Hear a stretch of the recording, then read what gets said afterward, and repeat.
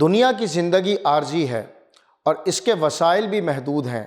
انسان سمجھتا ہے کہ دولت ہر مشکل کا حل ہے، مگر حقیقت یہ ہے کہ آخرت کے انجام کو نہ دولت بدل سکتی ہے نہ طاقت۔ ارشاد باری تعالیٰ ہے، خوب جان لو کہ جن لوگوں نے کفر کا رویہ اختیار کیا ہے، اگر ان کے قبضے میں ساری زمین کی دولت ہو اور اتنی ہی اس کے ساتھ، اور وہ چاہیں کہ اسے فدیے میں دے کر روز قیامت کے عذاب سے بچ جائیں، تب بھی وہ ان سے قبول نہ کی جائے گی اور انہیں دردناک سزا مل کر رہے گی۔ وہ چاہیں گے کہ دوزخ کی آگ سے نکل بھاگیں مگر نہ نکل سکیں گے اور انہیں قائم رہنے والا عذاب دیا جائے گا۔ سورہ المائدہ آیت 36 اور 37۔ ناظرین، یہ آیات ہمیں تنبیہ کرتی ہیں کہ آخرت کا نظام کسی سودے بازی پر نہیں چلتا۔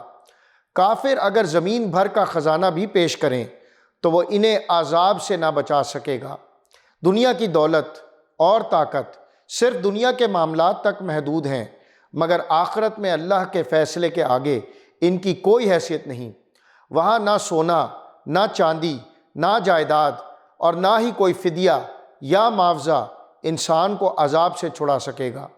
یہ آیات دراصل انسان کو جھنجھوڑتی ہیں کہ آخرت کی تیاری دنیا ہی میں کرنی ہے، ورنہ وہاں پچھتاوے کے سوا کچھ حاصل نہ ہوگا۔ جہنم کی آگ کا ذکر کرتے ہوئے قرآن یہ بتاتا ہے کہ کافر بار بار کوشش کریں گے کہ کسی طرح اس آگ سے نکل سکیں، لیکن انہیں کوئی راستہ نہ ملے گا۔ وہ بھاگنا چاہیں گے مگر قید کی طرح جہنم میں ہی رہیں گے۔ یہ کیفیت انسان کے لیے نہایت عبرتناک ہے، کیونکہ دنیا میں انسان عذاب اور تکلیف سے بچنے کے لیے ہر ممکن تدبیر کرتا ہے، لیکن آخرت میں کوئی تدبیر کام نہ آئے گی۔ ان کے لیے دردناک اور دائمی عذاب ہوگا جو کبھی ختم نہ ہوگا اور نہ ہی کم ہوگا۔ یہی دائمی عذاب انسان کے لیے سب سے بڑا خسارہ ہے۔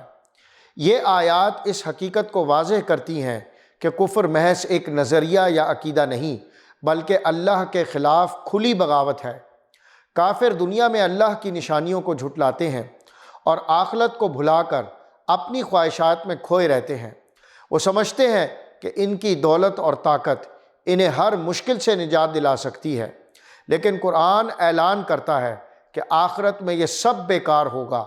وہاں صرف ایمان اور نیک عمل ہی نجات کا ذریعہ ہوں گے۔ یہ تنبیہ ہمیں یہ بھی سکھاتی ہے کہ ایمان کی قدر کریں اور اسے دنیاوی لالچ یا وقتی فائدے کے لیے قربان نہ کریں۔ انسان اگر دنیا کے فریب میں آ کر آخرت کو بھلا دے تو انجام وہی ہوگا جو ان آیات میں بیان ہوا ہے۔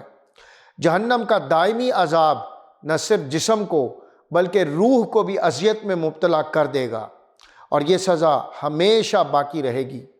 اے اللہ، ہمیں خالص ایمان عطا فرما، اپنی ناراضگی سے بچا اور اپنی رحمت کے سائے میں جگہ دے۔ آمین یا رب العالمین۔